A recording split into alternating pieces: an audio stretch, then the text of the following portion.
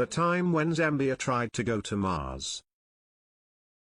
Amidst the height of the space race between the US and the Soviet Union, Zambia, a small country in southern Africa, got independence in 1964, and apparently one of the first things Zambians thought was expected of them was to beat these two superpowers at their own game. The Zambian director of the National Academy of Science, Edward Makuka Nkoloso, had big plans to land Zambians on the surface of the moon, but for Mars, his plans were even more ambitious. Edward Makuka Nkoloso, a science teacher and the self-appointed director of Zambia's unofficial National Academy of Science, Space Research, and Philosophy. Makuka wanted to establish a Christian ministry to the presumed primitive Martians, for which he was sending a spaceship containing a specially trained 17-year-old space girl, 2 cats also specially trained, and a missionary to Mars. He graciously warned the missionary to not force Christianity on the people of Mars if they didn't want it. Reportedly inspired by a flight he took as a young child and his desire to walk on the clouds, Nkoloso's aim was to make Zambia the first country to reach the moon. Perhaps in the wake of independence, Nkoloso was keen to prove the country's power and importance on the world stage. And what better place to test that independence out than the space race?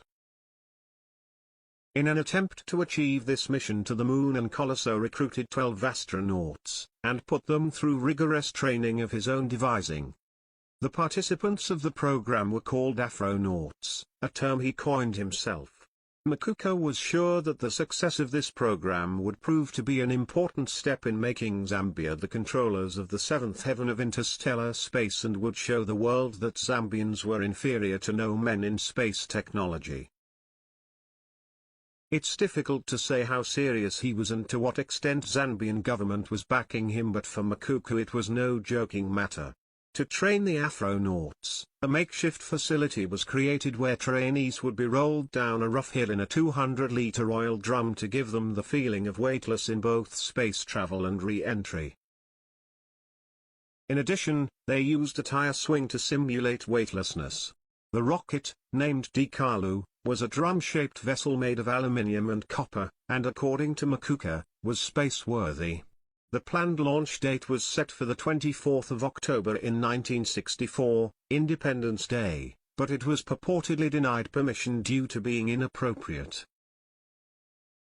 Makuka went as far as asking the UNESCO, United Nations Educational, Scientific and Cultural Organization, for a grant of £7 million in Zambian pounds to support his space program, a response to which he never got. Despite asking for money from them, Nkoloso was incredibly suspicious of the US and Soviet Union, saying he believed they wanted to steal his secrets and get to the lunar surface first. It is also said he requested $1.9 billion from private foreign sources. But to Makuka, lack of resources wasn't the only hurdle. The bigger problem was his boys, who were losing focus. He complained that there was too much lovemaking going on in the headquarters when they were studying the moon. Makuka suffered a major setback when his space girl Martin got pregnant and his parents took her away. Makuka's hopes were shattered when the US landed in space in 1969 and his boys left the Space Academy out of despair. His space dreams diminished to a natural demise and got buried with him in 1989. Nevertheless, Makuka saw a huge dream in situations where people fight for basic human necessities and tried his best to make it a reality. Makuka is an inspiration to the Zambian population.